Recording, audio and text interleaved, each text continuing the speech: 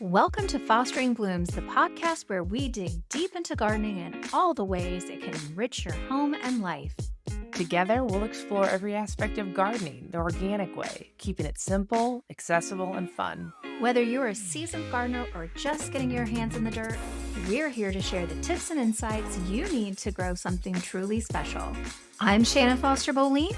And I'm Caitlin Blum, and we're two friends on a mission to cultivate beauty, creativity, and connection through everything we grow. This is Fostering Blooms.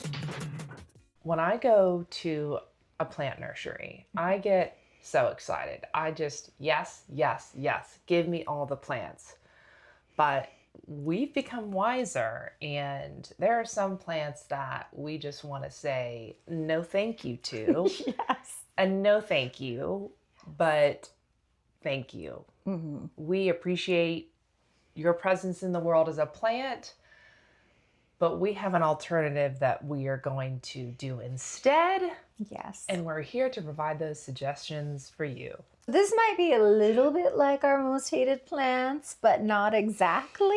We don't hate these. We just don't want them in our garden. Okay, this is our second episode like this, but we kind of tiptoe, like we just don't want to offend anybody. You might love some of these things. Oh yeah, no, I actually know that one of our listeners was like, I just planted a ton of the blah, blah, blah that Shannon said she hates that should be outlawed. And I'm like, oopsie. So we're trying to be sensitive to whatever your tastes are in life. yes. But, so you're allowed to hate things, right? And what I will say is that some of these plants that we're talking about today, I will tell you if I actually hate the plant, but I will give you a reason why. Sometimes it's just that it's not a great decision because you don't even realize it's going to be invasive or problematic or get too big or it's not good for pollinators or there's a better option. It can be a lot of things. We've done it. We've done it. That's why they're on here, is because if we haven't done it, we almost did it. Yeah, absolutely. You know? Or admired it in the past and didn't know better. Yeah. So it's okay. We're just here to advise a little bit on what we'd say no thank you to. Correct. I will start off with, and I don't know if this is just especially popular in the South, but the Bradford pear is such a bad decision. And the problem for so many people is that general landscapers, and I'm not trying to be down on general landscapers, but they just go for the quick, easy, it's going to live and it's not that expensive. And I say that with all due respect. I worked for a national builder building out their organization, and that's exactly how decisions were made about plants. I didn't get a say in it, by the way. It was like, that's what was going to happen. So Bradford pears, much like Nandinas, are things that just get kind of thrown into neighborhoods. And then people see them and say, oh, look at that pretty white tree. And they go buy it because it grows fast and they need to fill in. And they don't realize, number one, it's going to smell like dead fish when it blooms. Like, it is horrible. I have a neighbor who literally has it on both sides of their driveway. And I think from a distance, it actually looks really pretty, but man, it's got to smell so bad when they're walking in and out. I feel bad for them. So we have on our driveway 10 Bradford pears. Yes. On each side, 5 and 5. And they do look nice. But in the spring, they bloom, and Sierra goes, God, the trees smell awful again. It smells awful. And it really, it's not sweet smelling. And they're just, they smell bad. And it was 30 years ago. Yeah, somebody planted They're them. huge. I can't believe that they're that old, because I don't think they are 30 years old, because they tend to split and break and get ruined faster than 1996. anything else. Yeah, but did they plant them when they built the house? I'll go back. What I'll do is I'll look on Google Maps. They have this new historical feature now. Of course she's going to do that. I go back and look, and I will find out exactly how old these Bradford pears are. Because they are older. We've done a good job of keeping them trimmed. We're working with what we've got. Is that what I want there? No. But I'm not going to rip out 10 massive trees and, No, I get it. So we've kept them trimmed, and I think that helps. What we're going to do is we're going to plan for the future, because if some of those trees start to come down, or you do decide, hey, this is the year we are going to rip them all out, because now we have a plan what we're going to replace them with. What am I going to replace them with, Shannon? This is what you're going to replace them with. So here is one that I have recently planted myself, and the Latin name is Amelanchier or Serviceberry. And they're really beautiful. I think the one I planted will get to about 15 feet, but there's some varieties that'll get a little bit bigger than that. They have a beautiful fall foliage. The birds love them. Apparently, they're really great for floral arranging, according to multiple florists. No, thank you. I'm going to give that a yes, please. Yes, please. Okay, I love this. This is a good game. And then obviously another one that does really well for us, especially in the South, is red buds. I have a group of red buds at the front of our house that the previous owners planted that are absolutely the most breathtaking color in spring. If I take a picture of it, it does zero justice. They're just beautiful. So red buds are great. Also, you could do dogwood. You can do the traditional Cornus Florida, which is the typical dogwood that you see. However, I will tell you, dogwoods, those dogwoods sometimes don't have as long a life expectancy either and can have some issues. What I have really come to value is the Korean dogwood. I have several that were planted here as well, and they get about 25 to 30 feet. They bloom later than Cornus Florida, and I think they're healthier. They have, honestly, a better shape. The other dogwoods kind of can be a little gangly. Yeah, whereas these produce like this very nice canopy. Structured. And I agree. They're the ones at the side of the podcast room. Yes. And they're beautiful. Really, really stunning. Pink dogwood. What's that one? Well, that's a Cornus Florida. Okay. Yeah. But the Korean dogwood, which I don't have the Latin name written down for, but I'll put it in the show notes, it has a white bloom, and the bloom lasts longer than the pink one that I have out there. And it blooms a little later. It's more mid-April into late May in 7B. That's fantastic. So a little no thank you to the Rodford pear, and a little yes, please to our redbud dogwoods and serviceberries. Yes. Okay, so give us another one. All right, so we're going to say a little no thank you to bamboo. There's a time and place for bamboo, and bamboo forests are beautiful, but they're also really invasive if you don't have the right setting for it. I'll put it that way. You know, if you have an area for it, you're going to corral it and keep it there, and that's its purpose. Great. I would not willingly just plant a bamboo plant in your garden space, because one day that's all you'll have. You will have a bamboo forest. You will. I will tell you, when I was a new gardener, I did not know, and I thought, oh, that'll be a great possible like border between my neighbor. And fortunately, and I'm still friends with him today, I lived near a native plant expert who He stopped you. Yeah, he runs a program called Discover Life in America out of the Smoky Mountains, which I would highly encourage you to check out. They do amazing work with biodiversity and studying species. But he stopped me, and I am forever grateful for that. It's just not, don't do it. So what can we use? So instead of it, you can do clumping ornamental grasses like miscanthus and native switchgrass. It might not get as tall. If you're looking for a privacy fence, you need to look at yew or something else like that. But if you're looking for that more oriental vibe, there are grasses that you can do in lieu of that. Yeah. And you know, another one I would add in there is I just put in some hakone grass. The Latin name is really long and hard to say, and I'm probably going to butcher it. So we'll go with hakone grass, and I'll put the Latin name in the notes. But it can handle both sun and part shade, and supposedly even shade. And it has this nice kind of clumping, soft, dramatic lime green color to it. I think that we should do an episode on grasses as well, because like one of the no thank yous for me, which is not on here, but if we're talking about grasses, is Mexican feathergrass. It's really invasive.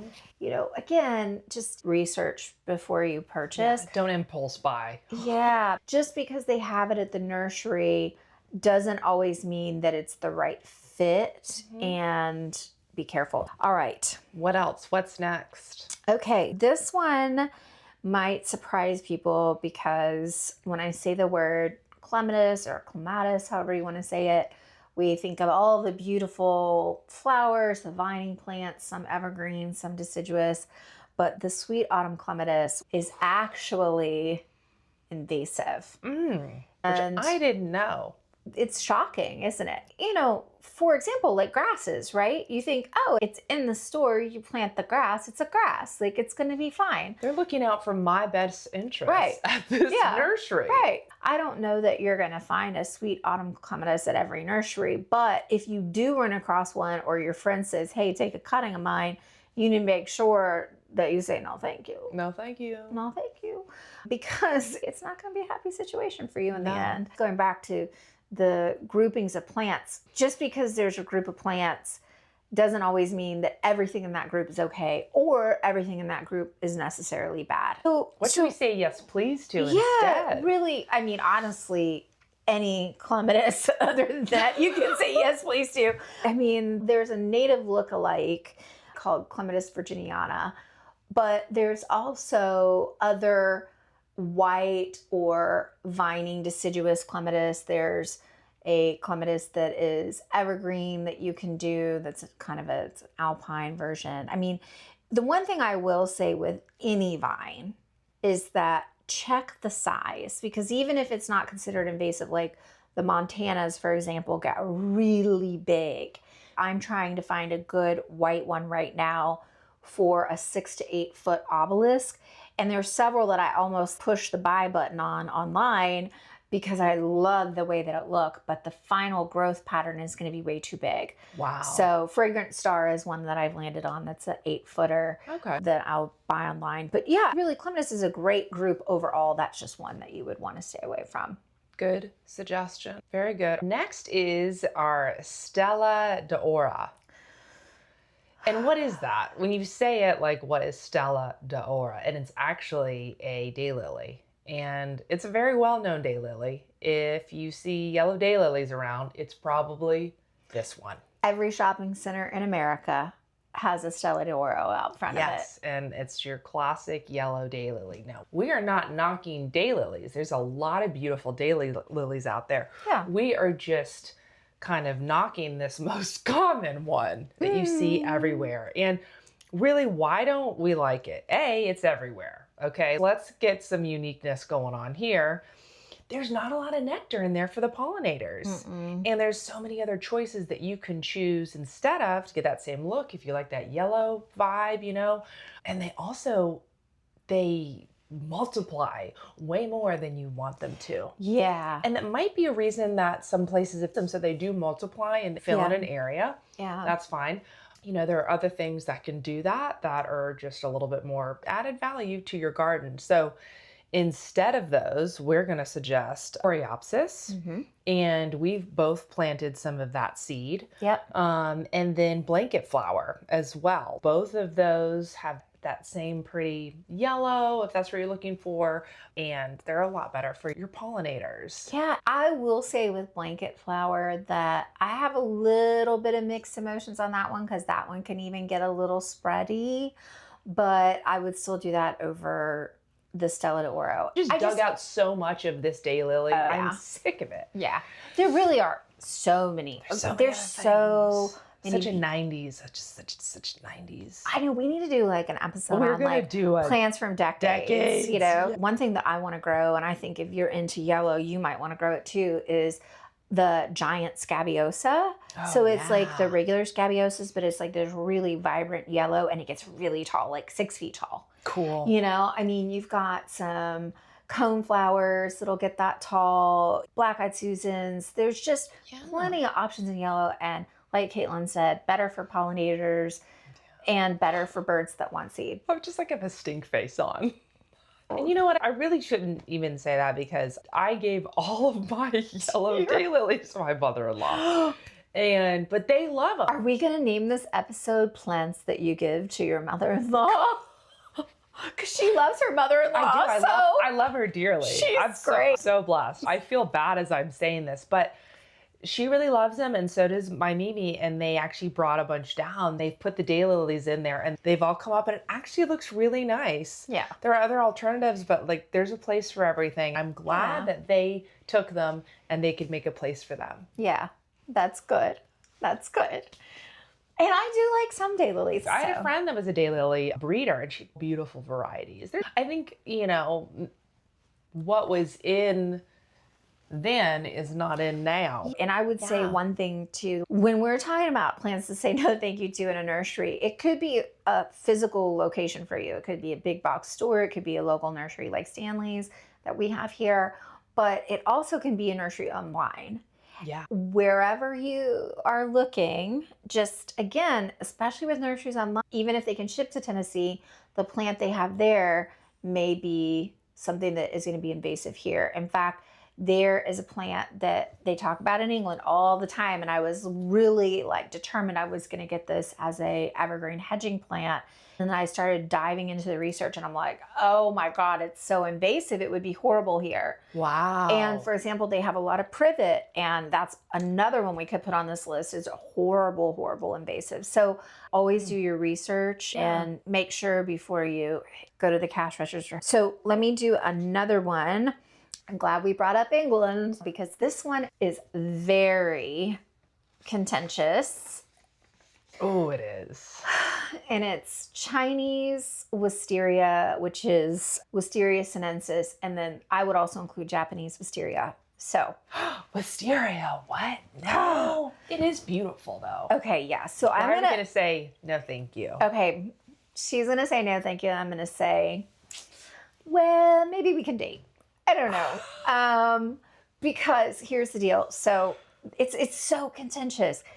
I think some of these are so clear cut, but this is why I wanted to do wisteria because I think that the no thank you part is I'm gonna ruffle some feathers. Well, yes. Well, I think the no thank you part for me is that you shouldn't just go in there blindly and just grab a wisteria and go. First of all, they get massive. I mean, they grow up entire trees. Like you can drive along the roadside here and see where they have grown up 45, 50, 60 feet in the air through trees. They are invasive if allowed to roam. The thing about the Chinese and the Japanese wisteria is the fragrance is gorgeous and they're beautiful. You can get all these different varieties. I mean, they're absolutely wonderful. And there are places in the UK where they literally have wisteria along an entire building. I mean, the one at, and this is not the entire building, but the one at Hidcote, the trunk of it is like, I don't even know how a medicine ball size around. Like it's massive. And they can live forever. And it's not ruined the foundation of the building. I even read an article written by someone in England claiming it won't ruin the foundation of the building. Others say it does. Should you prune it? Some people say if you prune it once, then you always have to prune it twice a year. So just don't ever prune it because then... What a risk. I know. Because you're allowing it to run them up. How big is it? Well, if you have a whole building for it to get across, maybe that's a good idea. I don't know. Wow. So that's what I'm saying. It's like a really contentious plant. Why go there? That's a good question. So I have an idea of mine for this space where I want to do 2 huge pergolas. There's a pergola at Biltmore in North Carolina where they have wisteria and it's stunning. It is. And it's huge. Well, mine's not going to be as fancy as Biltmore, but I would have a pretty good sized space, but I would still have to control it. And it will laugh at those pergolas eventually. So an option is the American wisteria, which is the Wisteria frutescens. Wow. Yeah. American wisteria. Because you know I'm not going to know how to say it. Yep, that's right. Yes, please. Yes, please. You nailed it, honey. Okay. Good. American wisteria. Oh, my good old American wisteria. If you're going to choose anything here, folks, it's going to be your good old bred American USA wisteria. Oh my gosh. Well, yes, that is an option. Why? Well, because it's not invasive and is aggressive. Why US made here? Right. Why are we doing USA made wisteria? Just because it's not as invasive and it will be more well behaved. I remember even when I was a new gardener, go back to my friend, she's still dying.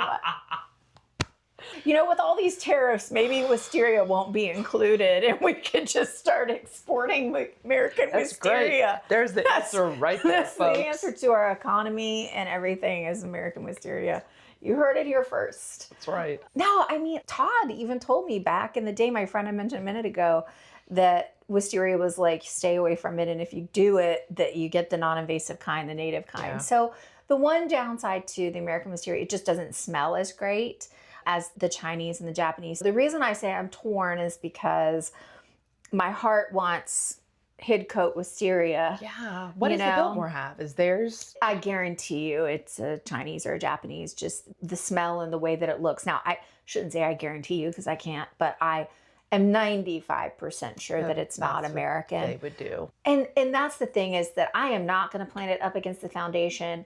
But, you know, a lot of times too, you have to think about the root system is going to be huge. And is it near things that it could destroy, like a septic system or sewer area or whatever, which in this case it would not be. But again, think about though, it's also what happens after I leave this property.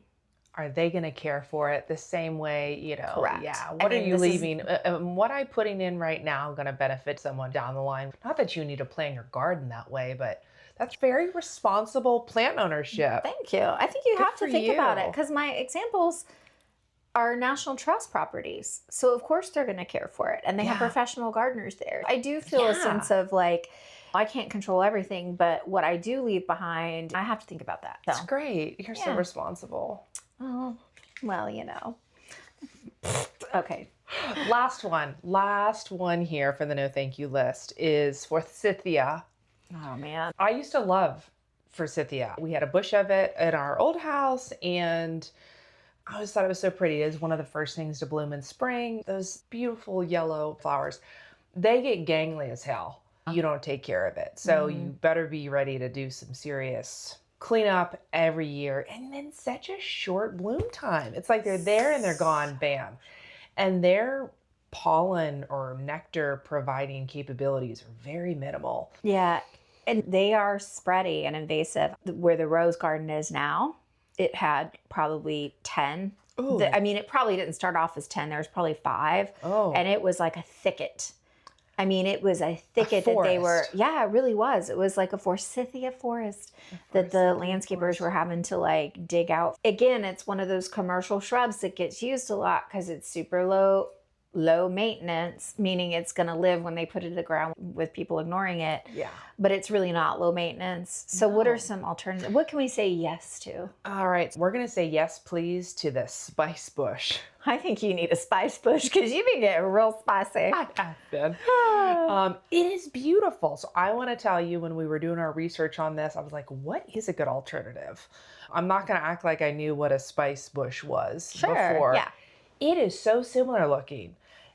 Like you might be a little, I want to say the naked eye, but to someone who's not well seasoned, you might think it's kind of in the same realm. The flowers are a little bit smaller, but there's more of a dense formation of these little clusters of flowers. Oh. Very beautiful, and so much more pollen and nectar to offer in that time of year. They bloom a little bit longer, and then in the fall they have really beautiful fall foliage, leaves on them. The forsythia, I don't even know what it does in the fall. It just drops its leaves. Yeah. Lame. So loser. No thank you. Loser plant. Yes, please, to the spice bush. It was beautiful. It's a really cool alternative. I was like, I didn't know about really this. Cool, yeah. And I'm going to find somewhere to put you in my yard.